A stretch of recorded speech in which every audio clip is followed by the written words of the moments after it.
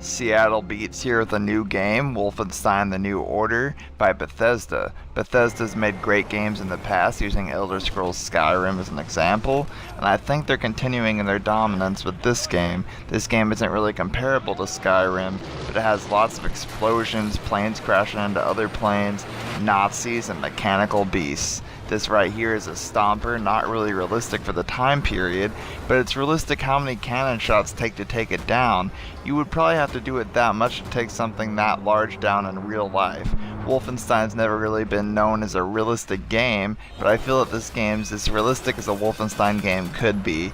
Little mechanical infused dogs, thinking that's pretty weird. Then you open up the door and you see something even creepier. This is known as a Panzerhund, a creepy, huge mechanical beast. If you come across one of these guys, you're pretty much screwed, but I had a teammate there to help me, and boom shakalaka. As you remember me saying just a minute ago, there's a lot of cool explosions in this game.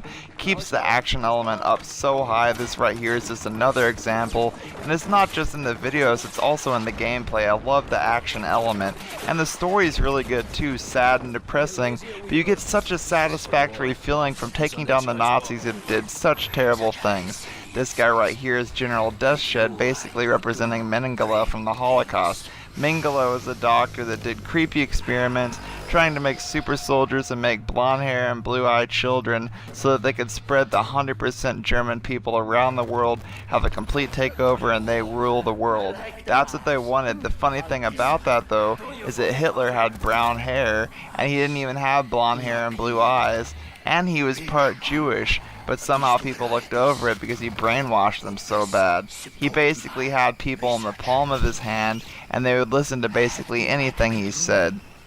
As you see right here, you have to pick between two separate people. Two different soldiers. You can save one, and then the other one is used for experiments. Giving people this choice gives people more interaction with the game, and I think it might alter the story just a little bit. Something that I will warn you though about this game when you play it is you will notice that it's pretty dang graphic. If you can handle the graphic part, then you're gonna love the story. This right here is a little example of the graphic part. Yeah, if you can stomach that, then you're gonna love the story of this game. It's pretty realistic with the Holocaust, obviously the robots isn't, but as you see right here, this is the part where it's an insane asylum. Your guy's there because he took shrapnel to the brain, and if you see right here, Nazis would just go in there, take people out of the asylum, and use them for experiments. It's sad because those doctors put so much work in and it's just there to waste. And this stuff really happened in real life. It's a real shame, and I'm so happy we're not dealing with that now. Unfortunately, right here, your main character found out the United States had surrendered and the Nazis won the war. The Nazis took over the world. He still feels like there's hope, though, because he always thinks that there's going to be a resistance. From what he hears that there isn't a resistance, he feels like he's just going to freak out and he can't handle it. Good thing for him, he kidnapped a Nazi so he could try to punch some information out of him. If I were him, I'd try to take that approach, too. I'm not a crazy good fighter like he is, so I probably wouldn't last very long. But you gotta always have hope, always try to get what you need, and always try to fight for what you believe in. As you see right here, you can also take a stealthy approach. You don't always have to go in guns blazing, but make sure you're very careful because you can trigger them pretty easily. Just make sure you hide, and I almost get caught here, and I barely get away just in the nick of time.